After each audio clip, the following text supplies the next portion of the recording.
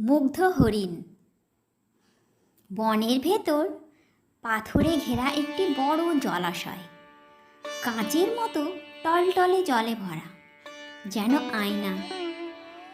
এক সকালে জল খেতে এসে সেই আয়নায় মুখ দেখল এক হরিণ। আয়নাও হার মেনে যায়, এত স্পষ্ট প্রতিবিম্ব পড়ল জলে হরিণের। জল খাওয়ার পরেও হরিণ অনেকক্ষণ ধরে খুঁটিয়ে খুঁটিয়ে দেখল নিজের ছবি। এই প্রথম চোখে পড়ল তার বাহারি শিং। সুন্দর শিংগুলি দেখে নিজের রূপেই মোহিত হয়ে যায় হরিণ। গর্বে তার বুক ফুলে ওঠে।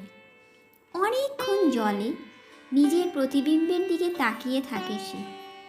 তারপর সেখান থেকে চলে আসার জন্য ঘুরে দাঁড়ায়। তখন জলে তার পায়ের ছায়া পড়ে।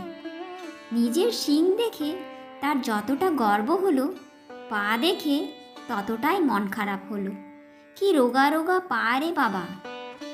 শিং জোড়া এত সুন্দর আর পা এত কুৎসিত। সে মনে মনে ভাবে, পা দুটো তার সত্যিই রোগা আর দুর্বল।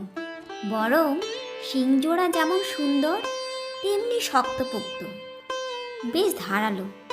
হরিণ ভাবে, পায়ের উন্নতির জন্যে কিছু একটা করতে হবে তাকে। এক মনে সেই কথাই ভাবছিল হরিণ। আচমকা হরিণ লক্ষ্য করে একটা সিংহ তার দিকে চুপিসারে এগিয়ে আসছে।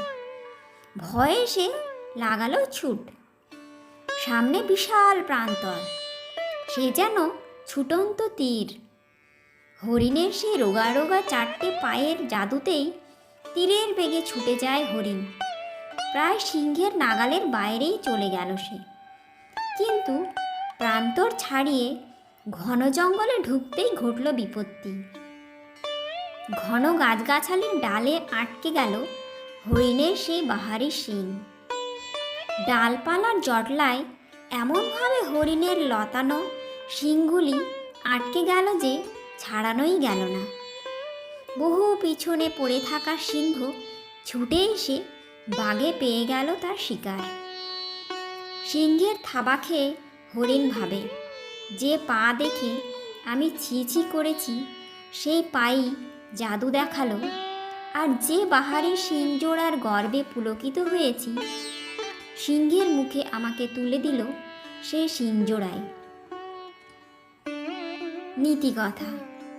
এই গল্পটি থেকে আমরা শিখলাম যে মূল্যবান অনেক কিছুই অনেক সময় মূল্যহীন হয়ে পড়ে। আজকে যেটা অর্থবহ, কালকে সেটা অর্থহীন।